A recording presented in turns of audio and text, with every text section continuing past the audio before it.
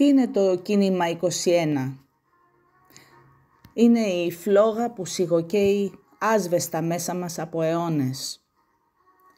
Από την εποχή των αρχαίων μας αγωνιστών, κατά τις πολλαπλές περσικές επιδρομές, την εποχή του μεγάλου μας Αλεξάνδρου, αλλά και των νεωτέρων αγωνιστών του 1821 έως και τώρα.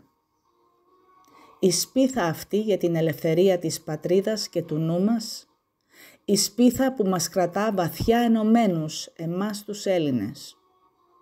Είναι η σπίθα που έγινε φωτιά από τον κολοκοτρώνη μας, η σπίθα που θεργεύει τώρα και πάλι ανάμεσά μας και μας ξεσηκώνει στο «όχι άλλο πια».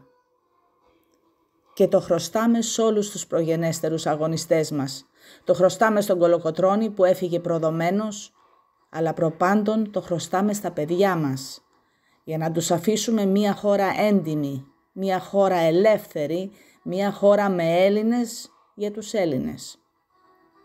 Το κίνημα 21, μαζί με το τόλμα, τώρα όλοι μαζί, είναι ένας κωδικός ξεκλειδώματος για τον Έλληνα.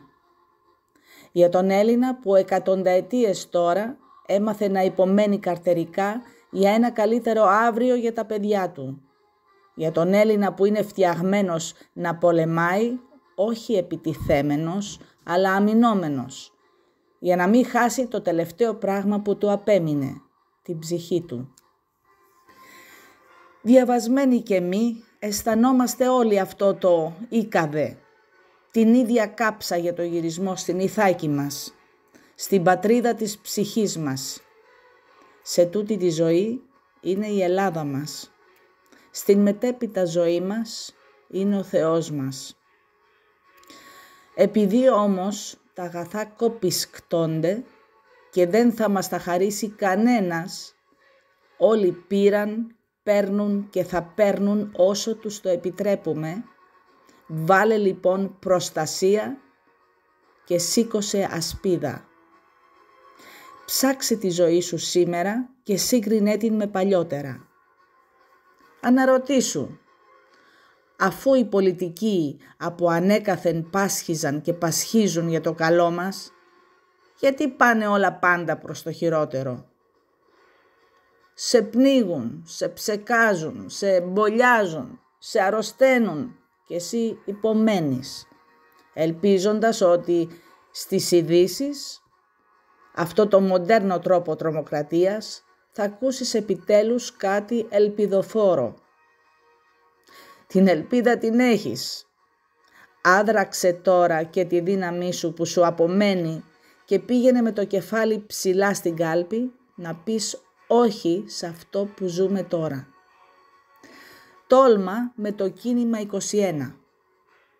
Πάρε την πατρίδα στα χέρια σου, δείξε στα παιδιά μας πως ο Έλληνας δεν έπαψε να πολεμά. Οι πρόγονοί μας κήρυξαν ελευθερία ή θάνατο. Και εμείς λέμε ελευθερία και θάνατο στα ξενόφερτα συμφέροντα και στις εξουσίες όλων των ήδη στη Βουλή καθημένων από τα τελευταία τουλάχιστον 60 χρόνια. Ήγηκε η ώρα, Έλληνες. Έφτασε η στιγμή να πάρουμε την Ελλάδα μας πίσω. Τώρα όλοι μαζί κίνημα 21.